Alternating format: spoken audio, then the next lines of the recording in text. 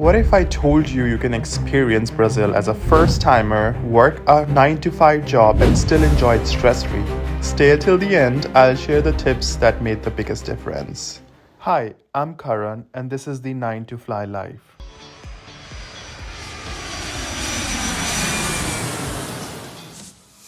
In this video, I'm sharing about my first solo trip in Brazil, what surprised me, what I learned, and what I wish I knew before coming here. So stay tuned.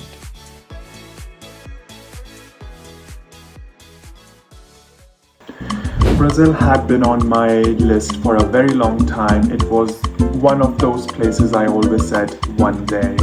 I usually plan my vacation at the beginning of the year around January because of work approvals and schedules, and I almost always try to escape the German winters.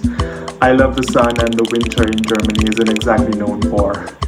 Originally, I was planning to go to Southeast Asia, but in February I found out about a free Lady Gaga concert happening in Rio in May 2025. I already had 2 weeks off approved for that period, and suddenly everything clicked. It felt like the perfect time to finally go to Brazil. The season was ideal, not peak summers, and the timing worked perfectly with my job. I booked a couple of nights in Sao Paulo and then spent the rest of the time in Rio. Since I was traveling solo, I chose to stay in a hostel instead of Airbnb. For solo travel, it's honestly one of the best ways to meet people from all over the world. I won't lie, I was a bit nervous. You hear a lot about Brazil before you go, but I also work with many Brazilian colleagues, and they have always spoken about their country with so much pride and warmth. At some point I realized this was a country I didn't want to keep postponing, so I booked the flight and I did it solo. From the moment I arrived, Brazil felt alive. Music everywhere, people everywhere, energy everywhere. Even if you don't understand Portuguese, you understand the feeling, the warmth, the rhythm. And of course, this is very different from my usual Monday mornings. Alright, let's talk about the topic everyone asked me about: safety in Brazil. Short answer: Brazil isn't dangerous by default. It does reward people who travel with awareness and mildly punishes people who don't. Point number 1. Don't look like a walking advertisement. First rule: don't look like a tourist. If your outfit screams "first day on vacation," Brazil will hear it.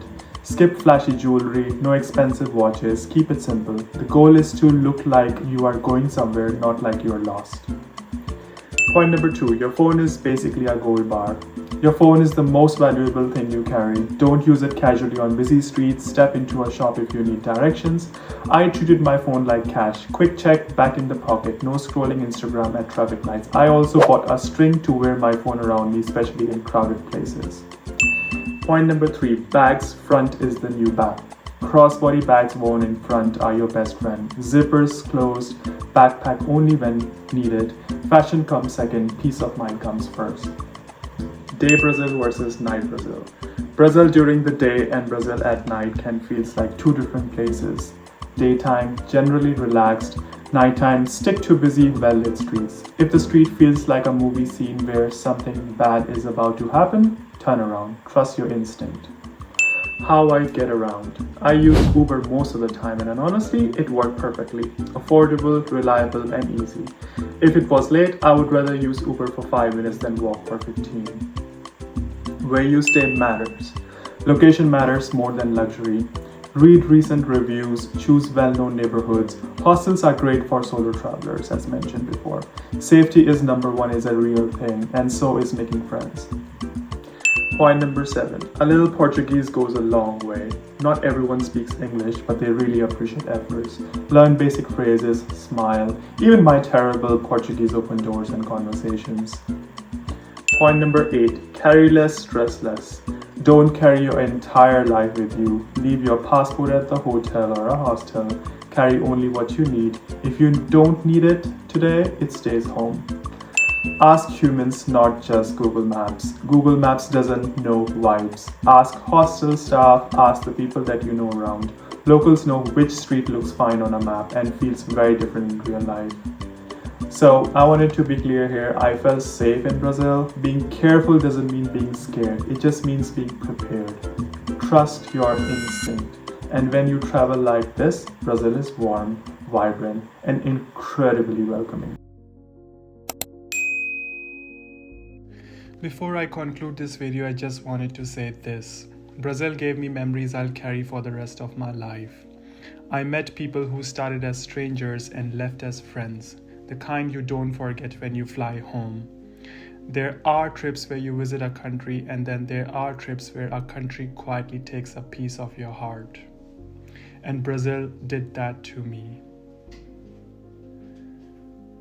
I came here for a concert, yes, Lady Gaga in Rio, but I left with so much more than music.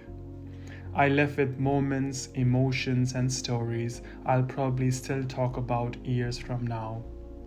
Even now, as I'm editing this, I already know I'll be back. I'm already planning it. Because some places don't feel finished after one visit. And Brazil definitely isn't. Muito obrigado, Brazil. And if this video helped you or inspired you, I really appreciate you subscribing. It helps the channel more than you think. Thank you.